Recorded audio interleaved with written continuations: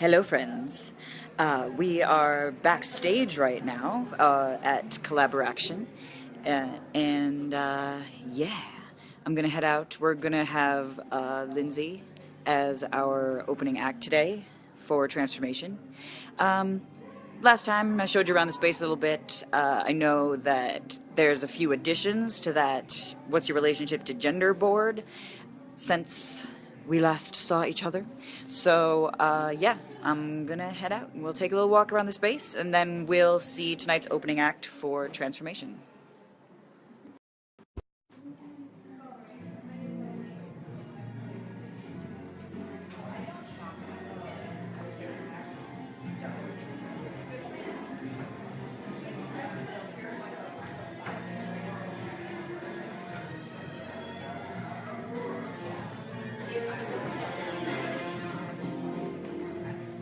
Live is happening, by the way. Hi. I'm about to look at you live. Good. From my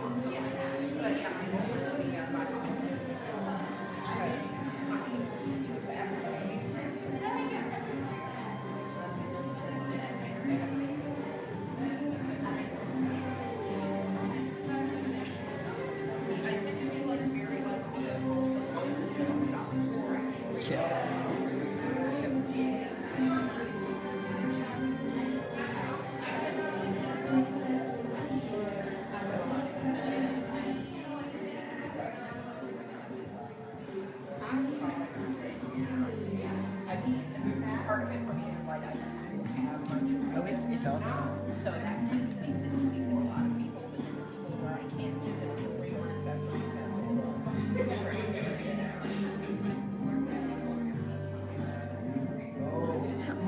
Live on your own? Yeah. Okay. On my professional page.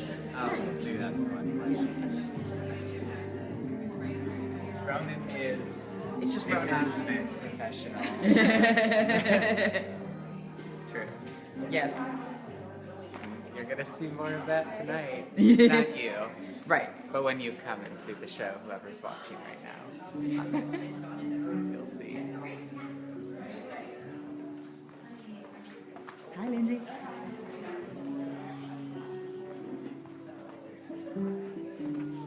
Can you not find it? Did you find it? No, I haven't. Where's It's on the same page as before, in the Ronin page. what is it like? Just Ronin.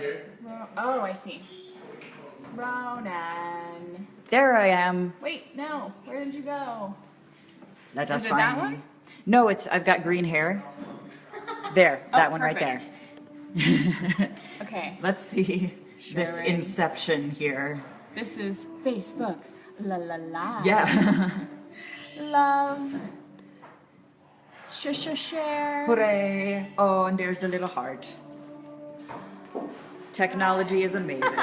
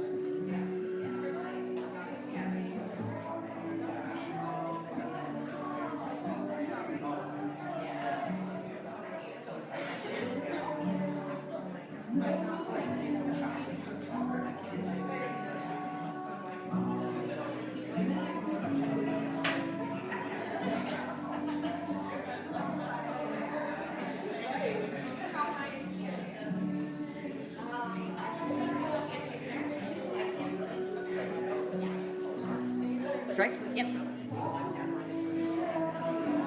Time to strike the gender board.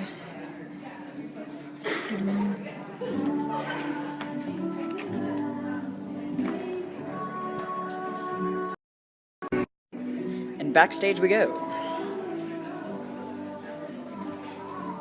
can make it there. Yes, I can.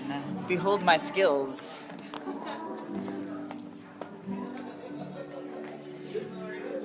Such skills. Well, I just have it on selfie, so it's it's my glorious face. It's my glorious backstage face. Cause we're getting ready for the portrait. Do do do do do. Portrait. Do do do. Portrait time. We're gonna go back out into the theater now.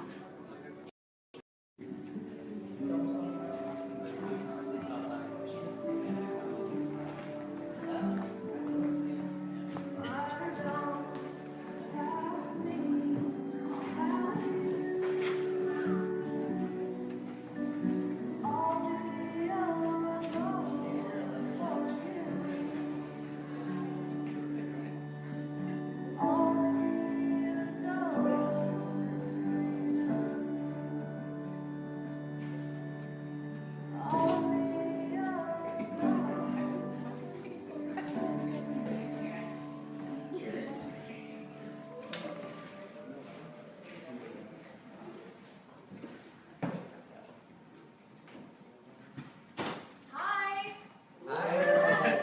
Thank you so much for being here. So before every performance of Transformation, we have a local artist that does a portrait of their own piece, and tonight, and also sometimes we live stream that performance. So Ronan, hi, thank you for doing that. No one else is allowed to do that, just FYI. And that will stop before the actual performance starts of Transformation. So, thank you again so much for being here, and I am going to now introduce our portrait performer, and I hope I don't butcher her name, or their name, I'm so sorry. If you mess up, just, correct yourself, that's what you do. So, Lindsay Gasior, is that right, Lindsay? Okay. Gasior are reading an essay, and let's give them a round of applause. Thank you so much.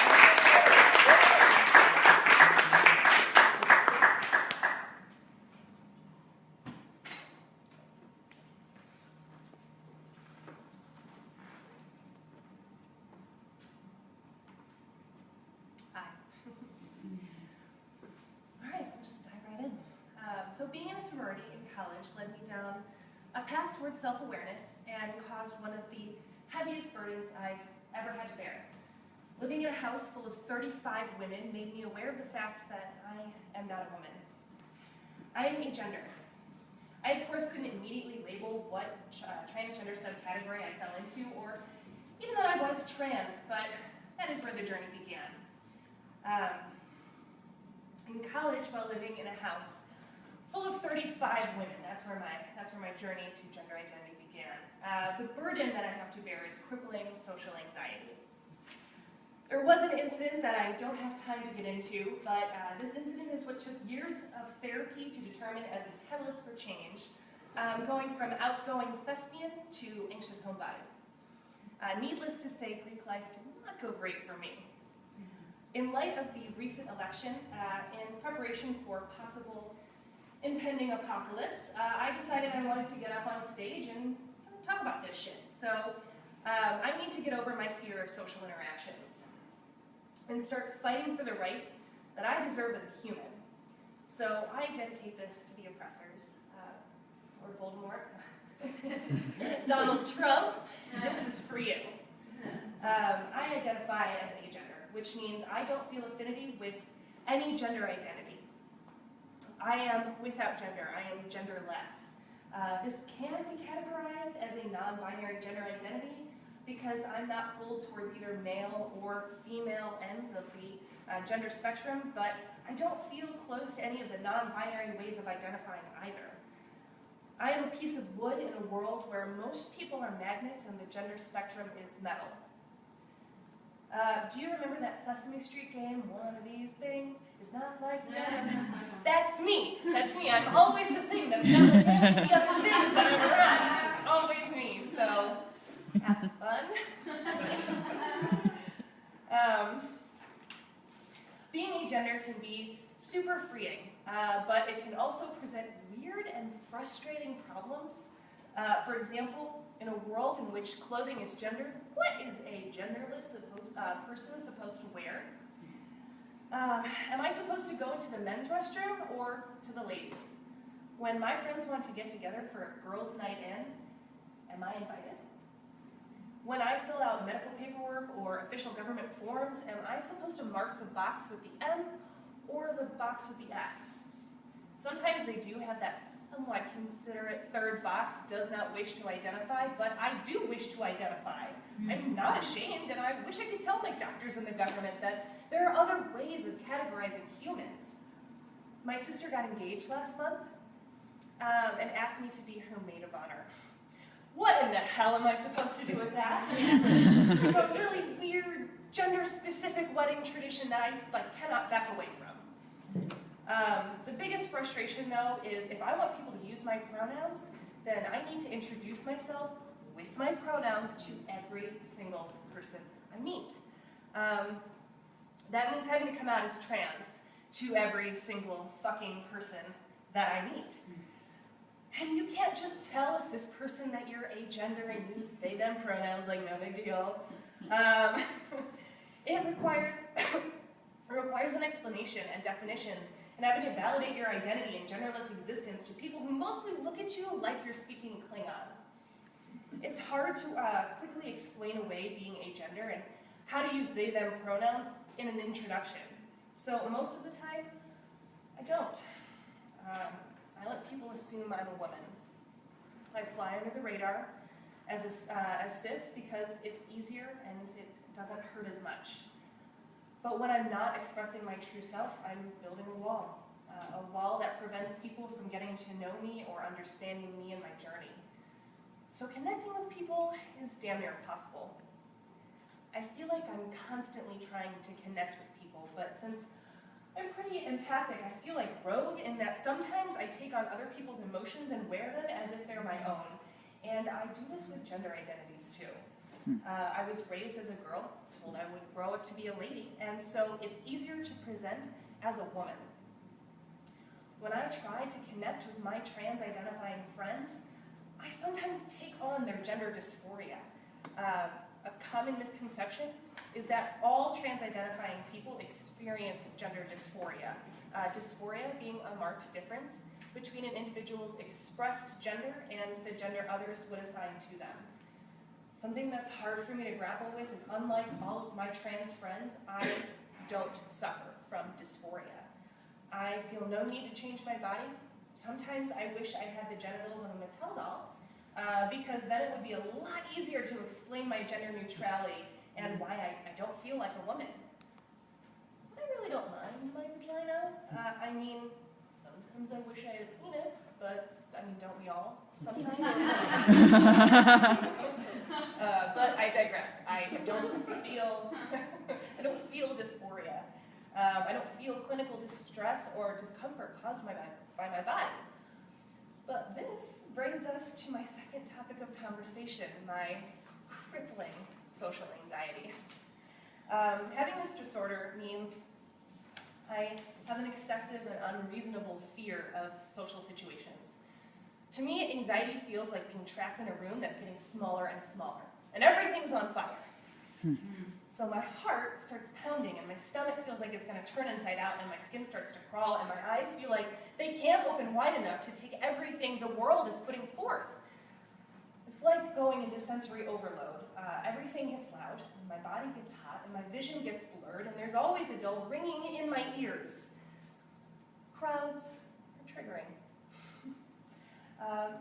Cold weather is a trigger. Being in a place I'm not familiar with is a trigger. Being around people I'm not familiar with is like the biggest trigger of them all. So going to a bar in Chicago winter is my idea of what hell is really like.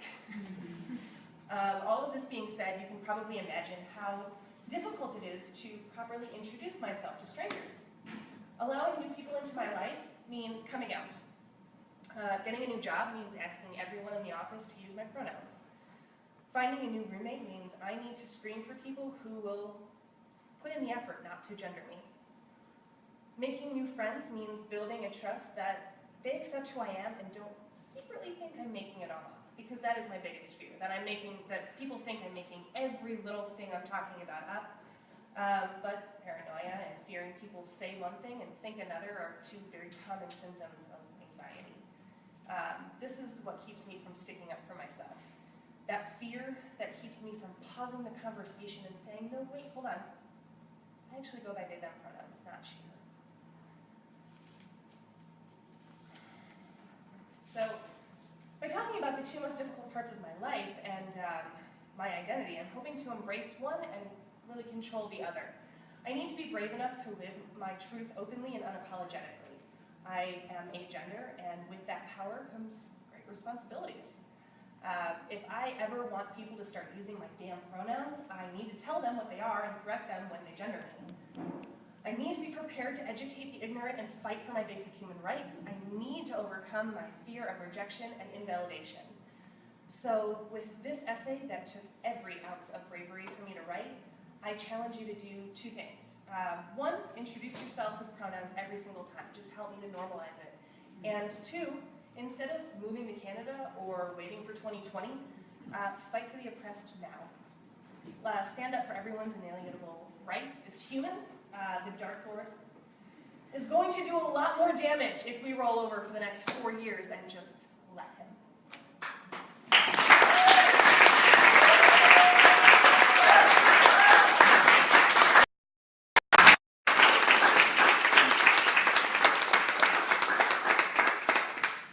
Thank you for attending.